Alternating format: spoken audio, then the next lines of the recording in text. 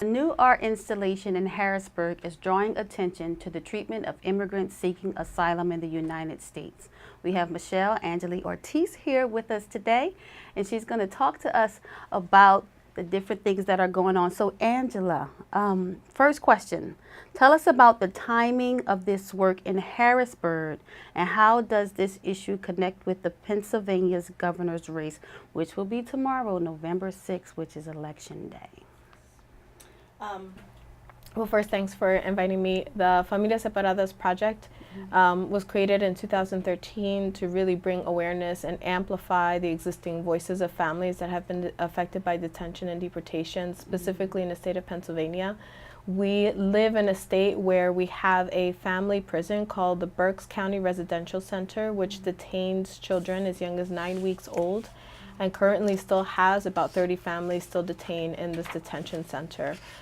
There have been a list of human rights abuses that have been reported by the ACLU and the Human Rights Watch, and there is a coalition called the Shut Down Berks Coalition, which is my community partner for this second phase of work, of which they've been fighting to try to shut down the detention center. The artwork itself is highlighting 4 out of the 14 mothers that were detained at this detention center for close to 2 years with their children. Each one of the stories are highlighted through each one of the 8 installations that are placed in Harrisburg. Why in Harrisburg? This is the second phase of the work that that's under this project that I created. The first phase was held here in Philadelphia, where I did 5 different installations, including City Hall, Love Park, and in front of the Immigration's Customs Enforcement Building on 16th and Callowhill here in Philadelphia. The reason why I think it's crucial to push out these stories is because, one, a lot of people don't even know that there's a family prison in our state. They are unaware that our governor has the power to issue an emergency release order and to shut down the center. They are unaware that this is a county-run family prison, which earns the county $1.3 million in federal funds in incarcerating families.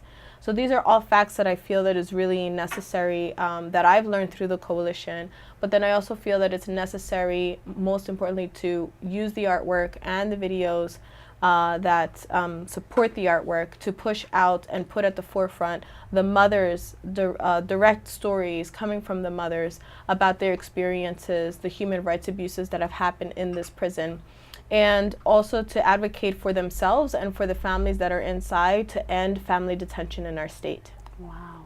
How has the art installation drawn attention to the work of the shutdown of Berks Coalition? So the coalition has been fighting. The coalition is comprised of different organizations, organizers, lawyers, advocates, community members. And what I really have enjoyed in working with the coalition is that they are focused on always putting the messages and the stories of community members at the forefront. So I've been working within the past year and a half with the coalition in trying to find strategic ways to push out the stories of the mothers. I mentioned that there are 4 mothers that are highlighted in the artwork. 3 of them were released from the center and are still in the United States, but they're still fighting against their deportation. And 1 of the mothers was deported. And so through this project, I've been able to connect with the mothers, and the coalition has been able to utilize these stories to help advocate in the work that they're trying to do to contest the license of the center and also to put pressure on our current governor to shut down the prison. We have a 1-minute video from one of the women held at Berks who was deported back in El Salvador. Let's take a look.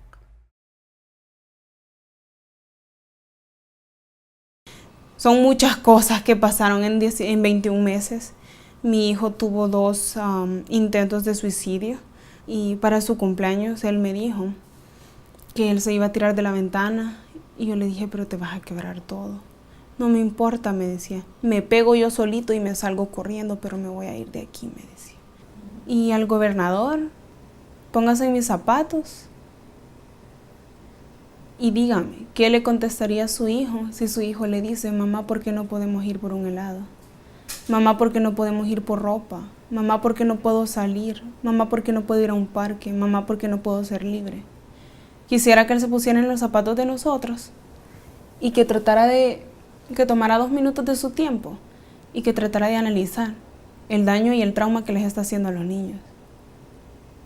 Eso.